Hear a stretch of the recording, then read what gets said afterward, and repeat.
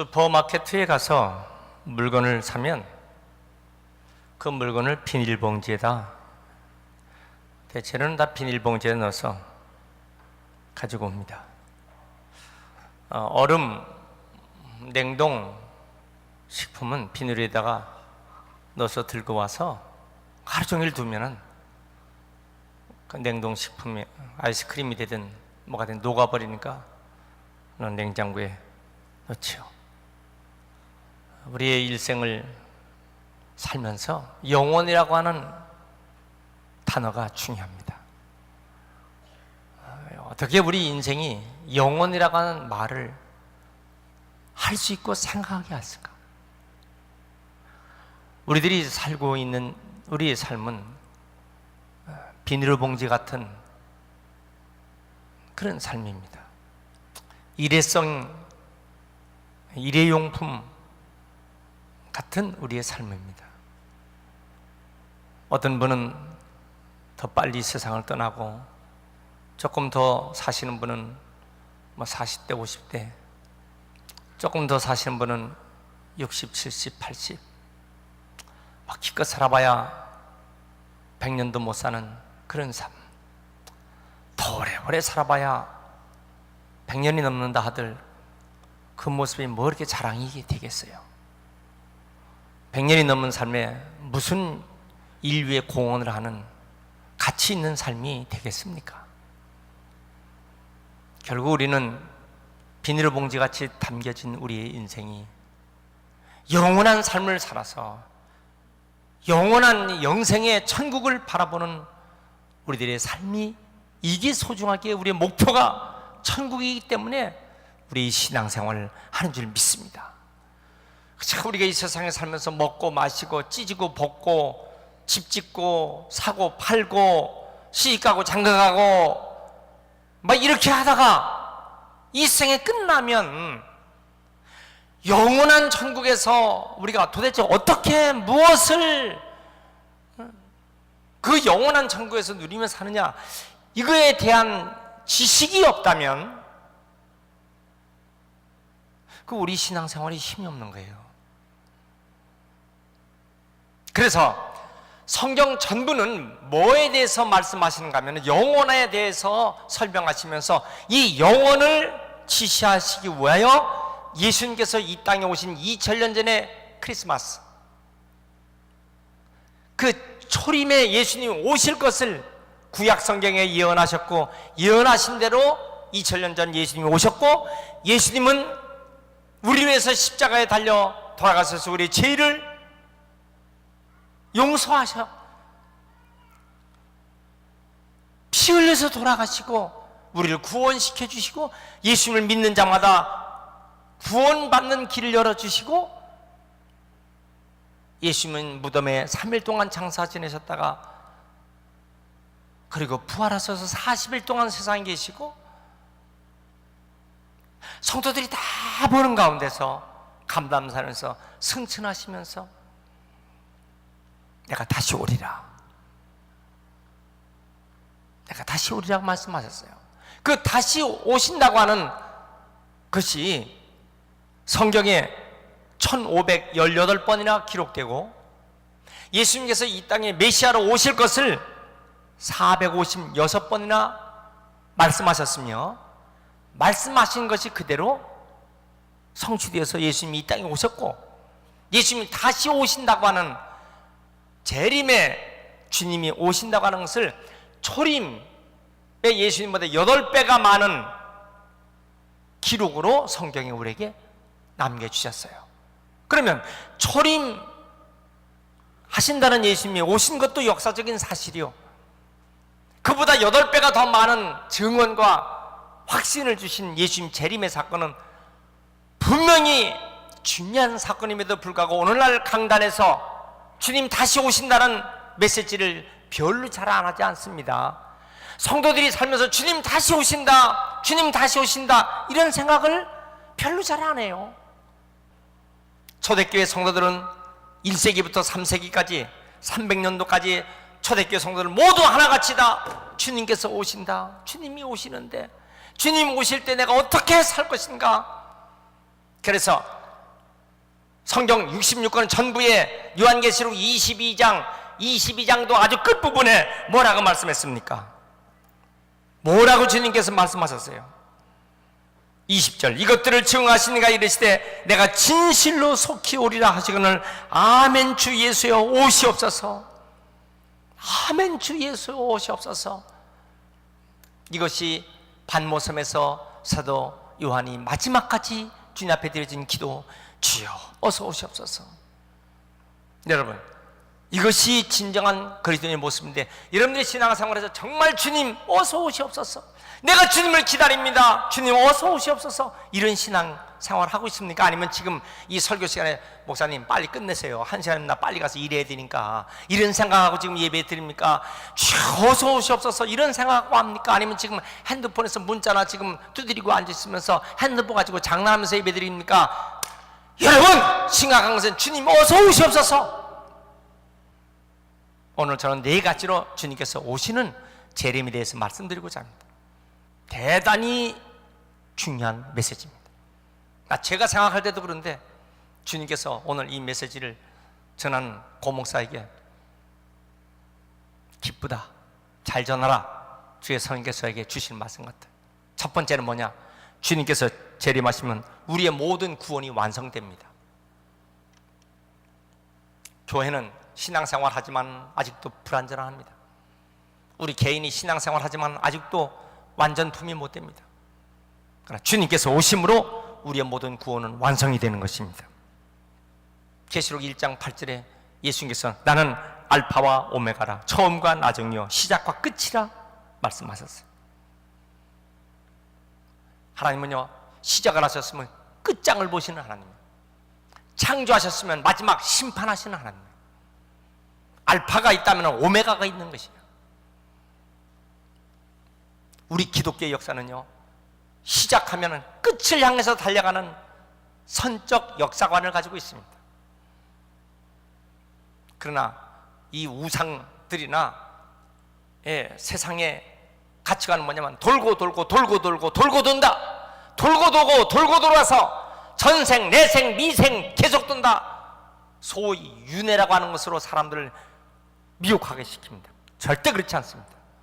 시작하시는 하나님은 끝장을 보시는 하나님이에요. 그 끝장을 뭐 심판하시는 하나님. 잘한 자에게는 상급 주시고 잘못한 자에게는 일갈미 있으면 영원한 지옥불에 던지는 그런 무서운 하나님을 기억해야 합니다. 믿습니까? 계시록 1장 3절에 이 예언의 말씀을 읽는 자와 이 말씀을 듣는 자와 그것을 기록한 자는 복이 있나니 때가 가까움이라 그랬어요. 예수님께서 이 땅에 오실 때 어떻게 오시느냐? 계시록 16장에 보라 내가 도적같이 오리니 그런 적 깨어있어 벌거벗고 다니지 아니하도록 자기의 부끄러움을 보이지 않게 하는 자가 복이 있도다 그랬어요. 뭐가 사탄이고 뭐가 악한 원수마귀가 이렇게 하는 걸 모르고 니 부끄럽게 살지 말으라, 그 말씀이에요. 19장에 보면 천사의 말하기를 어린 양의 혼인잔치에 청함을 받은 자들이 복이 있다, 그렇게 말씀하셨어요. 20장에 보면은 이 첫째 부활에 참여하는 자들은 복이 있고 거룩하도다. 그들은 하나님과 그리스도의 제사장이 되어 1000년 동안 그리스도로 더불어 왕노하리로다 말씀했습니다. 오늘 본문 22장 7절에도 보라 내가 속히 오리니 이 책의 예언의 말씀을 지키는 자가 복이 있도다. 여러분, 하나님 말씀을 잘 지켜서 복된 성도가 되시길 축원합니다. 그렇지 않은 자는 어떤 자냐? 계시록 22장 14절 두루마리를 빠는 자는 복이 있나니 지속적으로 계속해서 거룩한 행실의 사람은 복이 있나니, 그런 말씀이에요. 15절 천국에 들어가지 못하는 사람 누구냐? 개들과 술객과 행음자와 살인자들, 우상 숭배하는 자, 거짓말을 좋아하며 지어내는 자 성 밖에 있나니. 복음서에서는 봅니다. 그 어두운 데 내어 쫓겨 슬피며 이를 갈미쓰리라. 그 뭐예요? 예수님은 지옥불에 갖다 집어던진다고 말씀했습니다. 그러므로 우리 그리스도인들은 예수 그리스도의 십자가의 은총을 믿고 사는 우리 성도들은 깨끗한 세마포 옷을 입고 거룩한 행실로 주님 맞이할 준비를 하시길 축원합니다. 그래서 아멘 주 예수여 어서 오시옵소서, 아멘 주 예수여 어서 오시옵소서, 아멘 come Lord Jesus, 주여 어서 오시옵소서. 이런 신앙이 돼야 정상적인 신앙이 될 줄 믿습니다. 두 번째, 주님께서 재림하시는 것은 그날 우리는 상급받게 된다는 소망을 가지고 신앙생활을 하는 것입니다. 주님 오시면 우리는 상급받게 된다. 주님이 오시기만 해봐라, 나는 상급받게 된다. 예수님 재림하실 때 주님은 마지막 심판하시는 것입니다. 우리는 상급받는 희망의 날이 되는 것입니다. 상에 대한 열정, 상에 대한 기다림이 있는 사람 얼마나 귀합니까? 근데 상에 대한 기다림이 없어요. 상에 대한 기다림이 없어. 이게 순수성을 잊어버리는 사람들이에요. 오늘 계시록 22장 12절, 보라 내가 속히 오리니 내가 줄 상이 있어 각 사람에게 그의 행한 대로 갚아주리라. 내가 주님을 위해서 수고하고 내가 주님을 위해서 헌신했던 것, 내가 땀 흘리고 고통스러우면서도 주님이 일을 했던 그것 때문에 주님은 나에게 상을 베풀어 주신다. 예수님 말씀하셨어요. 주의 이름으로 소자에게 냉수 한 그릇 대접한 것도 내가 다 갚아준다고 했는데, 내가 어떻게 주님을 사랑하고 헌신했는가 주님이 다 아시고 보상해 주신다 그 말이에요. 그런데 상급을 받지 못하는 사람, 상급에 기대도 없고 상급 받을 일도 없고 부끄러운 사람, 나 붉어서 아무 상도 받지 못하는 이 부끄러운 내 모습, 나 뜨거운 내 모습, 이런 사람은요, 주여 어서 오시옵소서 이렇게 될까요? 주여 좀 천천히 오시든지 안 오셨으면 좋겠어요. 이렇게 될 거 아니겠어요? 여러분, 주님을 위해서 헌신하고 주님을 기쁘게 한 사람은 주여 어서 오시옵소서가 되지만은, 상 받을 일이라고는 전혀 상관이 없는 사람은 주여, 이건 문제가 심각합니다. 주님 안 오시든지 천천히 오시든지. 이게 신앙이 어떤 신앙 둘 중에 하나 뭐겠느냐 그 말이에요. 참 이 설교는 답답합니다. 반응이 없으니까 말이에요. 둘 중에 뭐냐 말이에요. 전자냐 후자냐. 주님 어서 오시옵소서, 내가 상을 기다립니다, 이런 신앙입니까? 아니면 주여 상하고 나하고 상관없으니 안 오셨으면 좋겠습니다, 뭐 이런 것입니까? 고린도전서 3장 10절에 하나님이 내게 주신 하나님의 은혜를 따라 각각 지혜로운 건축자와 같이 터를 닦아둠에 다른 이가 그 위에 세우는 날 각각 어떻게 그 위에 세우기를 조심할지니라. 집을 짓는 것으로, 그래서 터 위에 집을 짓는데 어떤 집 져요? 12절, 금과 은과 보석으로 짓는 집. 그런데 한쪽에서는 나무와 칩과 풀로 짓는 집이 있어요. 자 보세요, 13절에 공력이 이제 불탑니다. 그런데 나무와 풀과 집으로 지은 자면 다 타버리는 거예요. 그런데 금과 은과 보석으로 지은 집은 공력이 그대로 있다는 얘기입니다. 14절, 만일 누구든지 그 위에 공력이 그대로 있으면 상을 받고, 15절, 공력이 불타면 구원을 얻되 불 가운데 얻는 것 같으니라. 이게 무슨 말씀인지 아세요? 예수를 믿고 일을 했는데 불탄 공력이 있다는 것이에요. 불탄 공력은 뭐냐? 헛고생이요. 자기 중심으로, 자기 나타나려고, 이기주의로, 세상적인 정신으로 그렇게 했던 공력들은 다 불타버린다는 거예요. 근데 공력이 그대로 남아있는 건 뭐예요? 금과 은과 보석으로 오직 주님 위해서, 오직 주님 사랑하는 마음으로, 오직 주님을 기쁘시게 해드리는 헌신의 모습만, 그것이 영원히 남는 것이다 그 말이에요. 여러분, 교회 다니면서 누구 나 알아줄 사람 없어요? 누구 나 좀 높여줄 사람 없느냐고, 내가 세상의 지위가 어떻고, 내가 세상에 얼만큼 내가 많은 지식이 있고 가진 것이 많고, 나 이것 좀 알아줄 사람이 없느냐고 이렇게 자랑하면서 교회 다니는 사람이 있습니까? 불타는 공력이다 그 말이에요. 다 쓸데없는 거야. 그런 사람 어떻게 된다 그랬어요? 구원을 얻되 불 가운데 얻는 것 같으니라. 그 얘기는 뭐예요? 구원을 얻되 말은 구원은 받지만 부끄럽고 시커멓게 타갖고 아주 창피하게 구원 얻는 사람이다 그 말이에요. 자, 근데요 이 상급 받는데 어떤 상급이 있어요? 5가지 상급이 있더라고요. 면류관이. 그 면류관이 뭐 썩지 않는 면류관, 기쁨의 면류관, 생명의 면류관, 자랑의 면류관, 영생의 면류관. 그러면 도대체 누가 그런 면류관을 받아요? 썩지 않는 면류관? 고린도전서 9장 25절에 하나님을 위해서 주님을 기쁘게 해드리는 사람은요 썩지 않는 면류관을 받는다 그랬어요. 이런 상급 받기를 축원합니다. 크게 아멘 하세요. 기쁨의 면류관 누가 받아요? 데살로니가전서 2장 19절 전도한 사람, 영혼 구원한 사람, 천국에서 와보니까 내가 전도한 사람이 저기 천국에 와 있네. 너무너무 기쁜 거야. 얼싸안고 너무너무 기쁜 거야. 그는 기쁨의 면류관을 받아. 전도한 사람은. 그 다음에 생명의 면류관은 누구예요? 계시록 2장 10절에 주를 위해서 고난과 박해 중에 죽도록 충성한 사람, 이 사람은 생명의 면류관을 받는다 그랬습니다. 그럼 의의 면류관 누가 받을까요? 디모데후서 4장 8절 끝까지 믿음이 변치 않고 믿음 지킨 사람, 이 사람이 의의 면류관 받는 거예요. 마지막으로 5번째 영광의 면류관이 있어요. 베드로전서 5장 2절 충성을 다해 양무리를 섬긴 주의 종들, 주의 사역자들이 그 수고와 땀과 눈물을 하시고 영광의 면류관을 씌워준다 그랬어요. 상 받을 일이 없어. 너무너무 죄송스럽고 부끄러워. 나 뜨거워. 여러분, 우리는 늘 주님을 바라보고 소망으로 살아가는 성도가 되시길 축원합니다. 할렐루야. 세 번째, 주님께서 재림하시는 그날에는 하나님 나라가 실현되는 것입니다. 예수님께서 이 땅에 오시자마자 하신 말씀은요, 공생에 시작하시면서 회개하라 하나님 나라가 가까웠느니라 그랬어요. 예수님께서 이 땅에 오심으로 이제 하나님 나라가 가까웠다 그랬어요. 자, 우리가 예수님께서 오신 2000년 전의 사건은요 2000년이 됐는데, 그렇지만 영원이라고 하는 시간의 2000년은요 2일밖에 안 되는 거예요. 1000년이 하루 같고 잠깐입니다.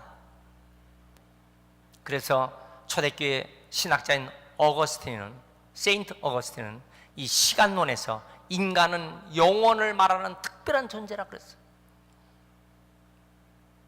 주님께서 이 땅에 오심으로 이미 하나님 나라는 이 땅에 임한 것입니다. 그런데 이제 주님께서 오심으로 그 모든 하나님 나라가 완전하게 다 실현되는 그날, 정치하는 사람, 국회의원들은요, 대통령들은요, 상투적인 단어가 2가지예요. 하나는 정의 사회 구현, 그렇죠. 또 하나는 뭐예요? 평화로운 나라. 근데 그걸 갖다 구호로 해서 정치 출마해서 하지만은 하나도 이루어지지 않습니다. 사람의 노력으로 안 되는 단어가 정의와 평화입니다. 이것은 하나님의 은혜로만 이루어지는 것입니다. 믿습니까? 계시록 22장 5절 다시 밤이 없겠고 등불과 햇빛이 쓸데없을 때 이는 주 하나님이 저에게 비추심이라 저희가 세세토록 왕노하리로다. 이사야 65장에 보라 내가 새하늘과 새 땅을 창조하느니 이전 것은 기억하나 마음에 생각나지 아니할 것이라. 내가 예루살렘을 즐거워하며 나의 백성을 기뻐하나니 우는 소리와 부르짖는 소리가 그 가운데 다시는 들리지 아니할 것이며 거기는 날수가 많지 못하여 죽는 유아와 수완이 차지 못한 노인이 다시 없을 것이라. 곧 100세에 죽은 자가 아이겠고 100세에 못되어 죽는 자는 저주받을 것이다. 이렇게 얘기했어요. 그 얘기는 뭐야? 영원한 천국에서의 우리의 삶을 표현하는 우리의 인지 능력에 이해하게끔 하시기 위한 한정된 언어의 표현이 지금 이렇게 하신 것이에요. 여러분, 오늘 아멘 주 예수여 어서 오시옵소서. 하나님 나라가 속히 실현되기를 원합니다. 이렇게 어렵고 고통스러운 세상을 정의와 평화로 정리하시는 주님 그 나라가 속히 오시옵소서. 한번 따라합시다. 아멘 주 예수여 오시옵소서. 아세요? 아멘 주 예수여 속히 오시옵소서. 이런 기도를 하는 기도가 정상적인 기도입니다. 대표 기도도 이런 기도를 꼭 놓아야 돼요. 제가 엊그저께 금요일 밤에도 그 얘기했어요. 예수 그리스도 십자가의 보혈의 은총, 구원의 역사가 빠진 기도는 안 된다. 지금 오늘 이 메시지, 아멘, 주 예수여 속히 오시옵소서, 이 기도가 빠진 기도는 불완전한 기도예요. 네 번째, 우리가 천국 통치에 동참하는 날이 주님이 오시는 날입니다. 계시록 22장 5절, 저희가 세세토록 왕노릇 하리로다. 그 말은 구원받는 그리스도인들 왕노릇 한다, 그 말씀이에요. 마태복음 19장에는요 베드로가 예수님께 그랬어요. 주여 보시옵소서, 우리가 모든 걸 다 버리고 주님을 쫓았잖아요. 그런즉 우리가 뭘 좀 얻을 게 있겠습니까? 이 얘기예요. 내가 주님을 위해서 희생하고, 내가 주님 위해서 주일 예배도 드리고 새벽 예배도 드리고 저녁 예배도 드리고 눈물을 흘리고 이렇게 허리띠 졸라매면서 했는데 주님 나에게 뭐가 보상되겠습니까? 그 얘기입니다. 그런데 예수님께서 이렇게 말씀하셨어요. 진실로 너에게 이르노니 세상이 새롭게 되어 인자가 자기 영광의 보좌에 앉을 때에 나를 쫓는 너희도 12보좌에 앉아 이스라엘 12지파를 심판하리라. 심판자가 된다는 거예요.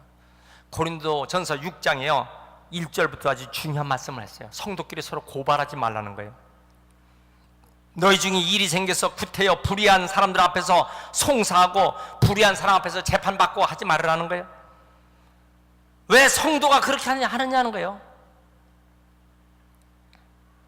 성도의 문제는 성도들에게 판단해서 시시비비를 가릴 것이지 불신자 앞에 가서 불신자 법정에서 가서 서로 헐뜯고 서야 되겠느냐, 그 말이에요.